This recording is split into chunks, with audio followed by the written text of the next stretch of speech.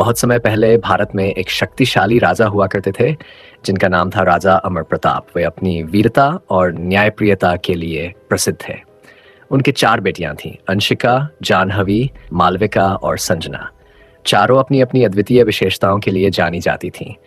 राजा अमर प्रताप चाहते थे कि उनकी बेटियां मजबूत और समझदार बने ताकि एक दिन वे राज्य की जिम्मेदारियों को संभाल सकें। एक दिन राजा ने अपनी चारों बेटियों को बुलाया और उनसे पूछा, यदि मैं इस राज्य को तुम्हारे हाथों में सौंप दूं तो तुम इसे कैसे संभालोगी? अंशिका ने जवाब दिया, पिताजी, मैं राज्य को महान योद्धाओं की सेना तैयार करके सुरक्षित रखूंगी।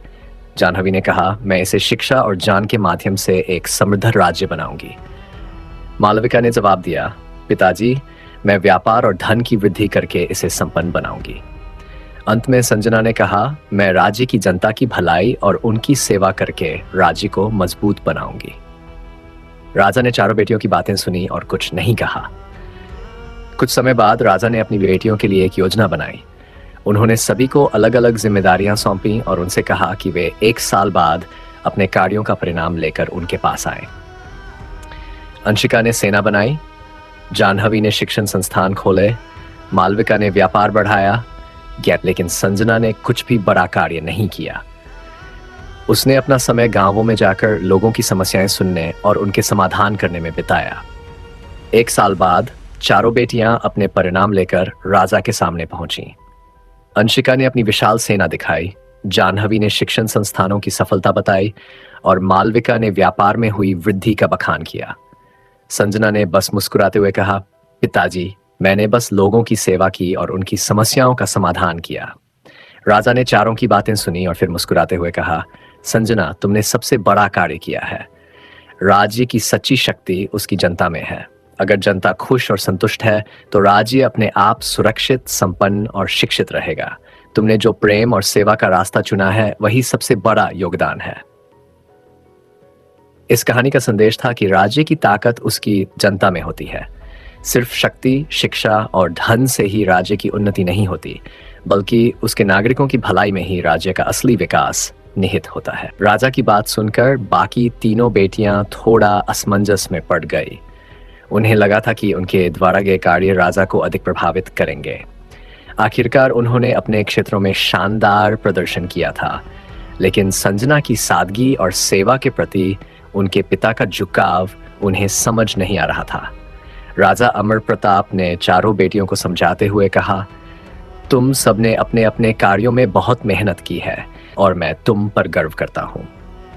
अंशिका, तुम्हारी सेना ने राज्य की सुरक्षा को मजबूती दी है। जाह्नवी, शिक्षा और ज्ञान का प्रसार करके तुमने राज्य को विद्वान बनाया है। मालविका, तुम्हारी वाणिज्य कुशलता ने राज्य को संपन्नता दी है।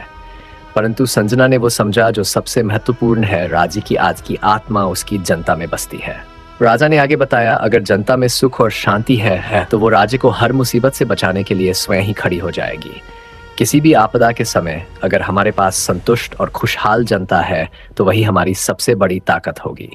शक्ति, ज्ञान और धन तभी सार्थक है जब जनता का मन शांति से भरा हो। यह सुनकर बाकी तीनों बहनों को समझ आया कि उनके पिता की असली सोच क्या थी। उन्होंने भी महसूस किया कि उनके कार्य तब तक अधूरे हैं जब तक वो अपनी योजनाओं में जनता की भलाई का स्थान नहीं देते। चारों बहनों ने एक दूसरे की ओर देखा और मुस्कुरा दी। अब वे समझ चुकी थी कि उनके पिता के राज्य में जनता ही सबसे अनमोल धरोहर है। समय बीता गया और चारों बहनों ने मिलकर राज्य को एक नई दिशा दी। अंशिका ने अपनी सेना को सिर्फ युद्ध तक सीमित नहीं रखा, बल्कि राज्य में सामाजिक सुरक्षा का दायरा बढ़ाया।